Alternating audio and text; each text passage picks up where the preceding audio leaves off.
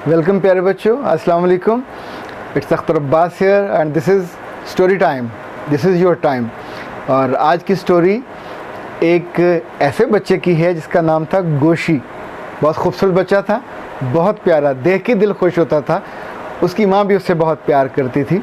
अच्छा, वो आप जैसा नहीं था, उसके लंबे लंबे कान थे, आंखें बड़ी खूबसूरत थी, चमकती हुई। वो खरगोश का बच्चा था, यूँ समझे ये वाला बच्चा गोशी। हुआ ये कि उसकी अम्मा ने उसके लिए नया यूनिफॉर्म ख़रीदा, नए कपड़े ख़रीदे, नई टोपी सुर्ख रंग की बड़ी शानदार सी बनाई और उसे कहा, प्यारे बेटे आज तुम्हारे इनाम का दिन है, पर तुम जब जाओ स्कूल एहतियात से जाना। नए कपड़े हैं, नई टोपी है, तुम अपनी मर्ज़ी बहुत करते हो और जो अपनी मर्ज़ी ज़्यादा करे उसको नुकसान हो जाता है, तुम एहतियात से जाना। गोशी ने वादा किया, उसने कहा ठीक है अम्मा, मैं बिल्कुल एहतियात से जाऊंगा। अच्छा, जो ही घर से निकला तो उसके अंदर शरारत थी, वो अपना वादा भूल गया, अपनी मर्ज़ी करने वाला, और उसने अपनी टोपी उतारी और उसको यूं फ़िज़ा में फेंकना शुरू किया। एक दफ़ा, दो दफ़ा, उसको बहुत मज़ा आया। जब तीसरी दफ़ा फेंकी तो ऊपर से एक बड़ी मासूम सी तितली जा रही थी, वो टोपी जाके उसके परों को लगी। अब सोचें, तितली के इतने क्यूट से मासूम से पर होते हैं। वो रो पड़ी, उसके पर टूट गए, वो बेचारी वहाँ से गिरी ज़मीन पे और गिर के मर गई, क्योंकि उसके ऊपर उसका पाँव आ गया। अब हुआ ये कि उसको अफसोस होना चाहिए था, नहीं हुआ। उसने देखा, कहा इतनी सी तो थी, उसने फिर टोपी ज़ोर से ऊपर फेंकी।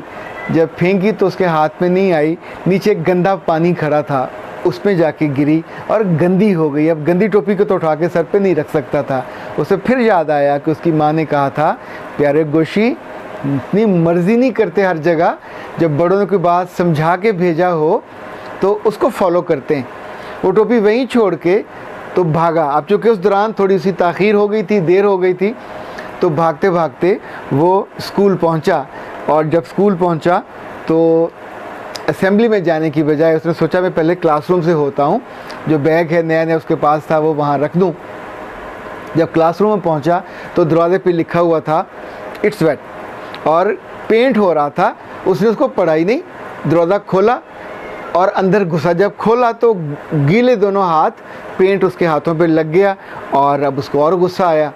अच्छा, याद है आपको, वो अपनी मर्ज़ी बहुत करता है, बड़ों की नहीं मानता।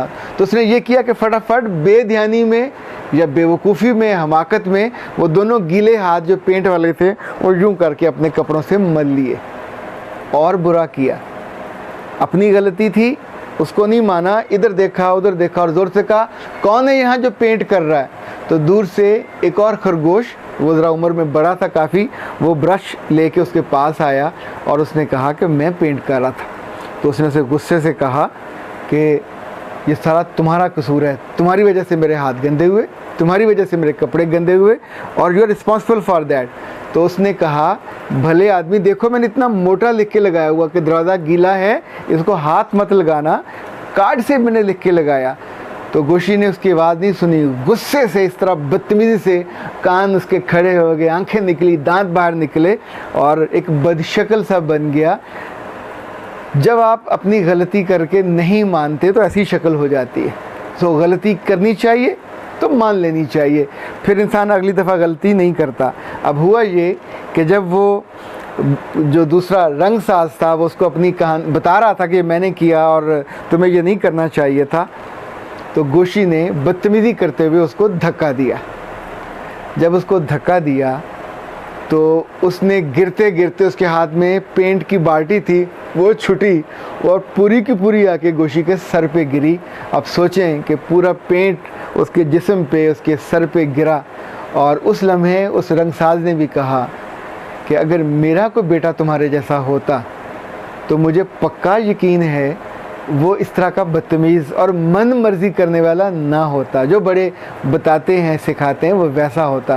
प्यारे बच्चों, ऐन उस लम्हे जब गोशी सर से लेके पाँव तक पेंट में भीगा हुआ था, कपड़े उसके ख़राब हो चुके थे, नए कपड़े, तो उस वक्त ऐलान हो रहा था असेंबली में कि गोशी भाग कर आए, गोशी का इनाम हेडमास्टर साहब लेके खड़े हैं, उसको देना चाहते हैं।